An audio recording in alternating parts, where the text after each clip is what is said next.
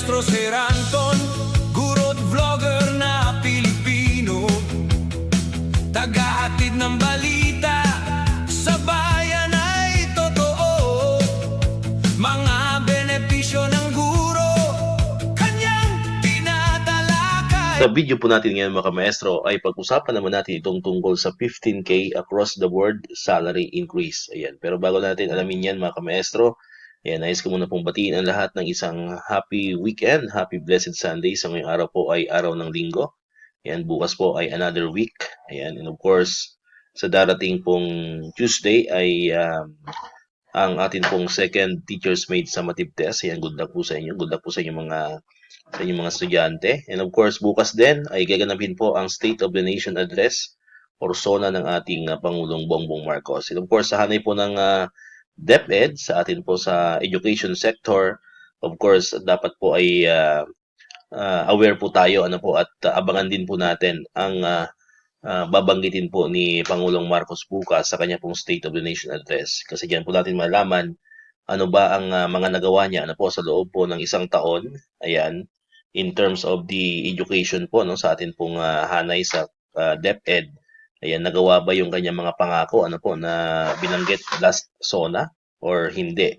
Ayan, of course, ang number one po diyan yung laptops for teachers na yan po ay nabanggit niya sa SONA, pero hanggang sa kasalukuyan po ay wala pa mayroon mang mga binibigay, mayroon pong naipopost sa page po ni Secretary Sani Angara, pero kung bibilangin po natin ay parang kokonti pa lamang po ang nabibigyan po mga maestro. Parang wala pa nga yata sa 1/4 yan po isa estimate lang naman po natin. So hopefully po hopefully bago matapos ang term ng Pangulo ay matupad po yung ipinangako niya pong laptop for teachers. Sana po 100% lahat po ng mga teachers po natin, lahat ng mga kamaestro po natin ay mabigyan ng laptop. Kumbaga 1:1. Ayan, kasi hindi pwedeng hindi maikumpara doon sa iba na nabigyan. Bakit sila nabigyan, bakit yung iba ay hindi? Ayan, now kung titingnan naman po natin yung budget, well, hindi naman po magbabanggit ang Pangulo ng ganyang pahayag kung hindi po yan mabibigyan po ng budget. Ayan, so yun po yun po yung abangan po natin, kasi malaking tulong po yan, especially po sa mga kamaestro natin talaga na hindi po afford ang pagbili ng laptop, kasi mas marami po silang mas importanteng pangailangan sa buhay. Ayan, na kailangan na paglaanan po ng kanilang budget kaysa bumili pa ng sariling laptop. Ayan. And of course, itong topic natin ngayon is yung 15K across the board salary increase. Kasi may mga nagtatanong, may mga nababasa rin po tayong comment na saan daw po ay mabanggit ng Pangulo bukas sa kanyang SONA ito pong 15K across the board salary increase. Ayan. So yan po yung abangan po natin kasi sana ay marinig ng Pangulo, marinig ng DepEd. Although sa DepEd, sa hanay naman po ng DepEd, alam na po nila yan. Kasi matagal na po nating pinupush yan, especially po sa hanay po ng Teachers Dignity Coalition. Imposible naman pong hindi po yan naririnig ng mga minamahal po nating mga top management yan po sa DepEd Central Office. So alam ko po, yan po ay may alam na rin po sila dito sa pinupush po ng TDC na 15K across the board salary increase. And sana po ay mabulungan ng Pangulo na sana po bago magtapos ang term ng Pangulong Marcos, mayroon pa siyang 2 taon, almost 2 years, wala nang 2 years, kulang-kulang 2 years na lang. Kasi pagdating ng June 30, 2028, wala na po, iba na po yung ating magiging Pangulo. Sana po ay isa ito sa iiwan niyang legasiya especially po sa DepEd, kung talagang mahal niya ang guro. Kasi paulit-ulit po sinasabi ng Pangulo, di ba? Sa mga press release, sa mga press con before, simula po nang siya ay maupo bilang presidente, ay talagang parati niya pong binabanggit, naririnig ko po yan na mahal at malapit sa kanyang puso ang mga teachers. So ito na po yung kailangan niyang patunayan na talagang mahal niya ang mga teachers, mahal niya ang mga kamaestro natin.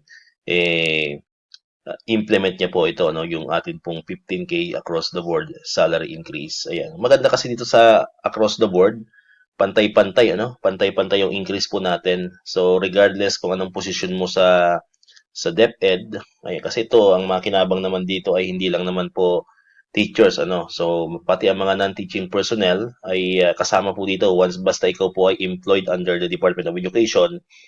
ay kasama ka po sa 15K across the board salary increase. Ayan, kaya suportahan po natin to, yung mga kasamahan po natin sa non-teaching. Ayan, baka sabihin nyo, increase na naman ng mga teachers, kasama po kayo dito, ano. Kasi sa TTC po ay hindi naman po tayo makasarili, ano. Hindi lang naman po sarili natin yung iniisip po natin sa Teacher Security Coalition. Siyempre, pinapahalagan din po natin yung mga kasamahan po natin, mga minamahal po natin mga non-teaching personnel. Kaya lahat po tayo dito ay makikinabang sa hanay po ng DepEd. And sabi ko nga kanina, ito po ay across the board. So kahit pa ikaw ay salary grade 1, salary grade 2, magkakaroon ka ng 15K na pag-angat sa sweldo mo. Ano po? So kung ikaw naman ay nasa salary grade 20 pataas, di ba?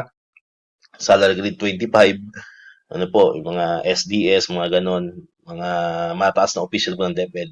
So, meron din po kayong 15K across the board salary increase. So, pantay-pantay po, ano.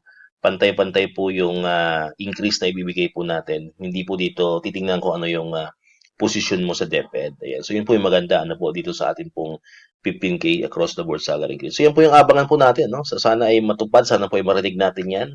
Siyempre, pag narinig natin yan, papalakpakan natin yan. Ano po? So, abang-abangan po natin, ano po ay yung ating pong, yung State of the Nation address ni Pangulong Bongbong Marcos bukas, kung ito nga po ay mababanggit niya, no, yung 15K across the board salary increase. Ayan, kasi sabi ng mga kamaestro natin diyan, mayroon mga nagtatanong din na what if daw magkaroon ng salary increase pero hindi 15K?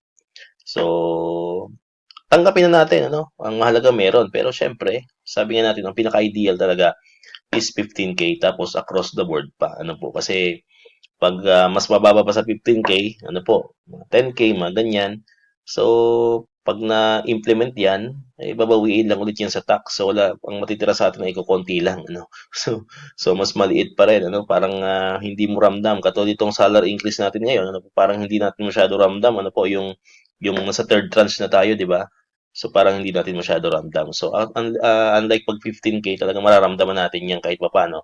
At sabi nga natin, yan ay yung magiging kasagutan doon sa mga kamaestro natin na talagang lubog sa utang, ano po, yung may mga garnished na payroll account, mawawala na dahil po dito sa 15K across the board salary increase. So, sabay-sabay po natin yan, abangan bukas, ayan, mga kamaestro. And syempre, tutukan nyo rin yan dito sa ating YouTube channel kasi pagka yan ay binanggit ng Pangulo, syempre, agad-agad natin yung i-upload na po dito sa ating pong YouTube channel. Alright, so dito ko natatapusin itong ating video ngayon mga kamaestro. Hindi ka man nakakapag-subscribe, click mo na ang subscribe button dyan para ikaw yung unang nakapanood ng mga videos na na-upload natin. Katulad ito, yung mga updates pa rin about sa 15K across the board salary increase and other benefits sa mga teachers and government employees. And syempre, click mo na rin ang notification bell button para ma-notify ka. Always updated ka pag may mga bago tayong uploaded na videos. Sa muli, maraming salamat sa inyong panonood at pakikinig. Once again, El Maestro, see you on my next vlog. Bye-bye!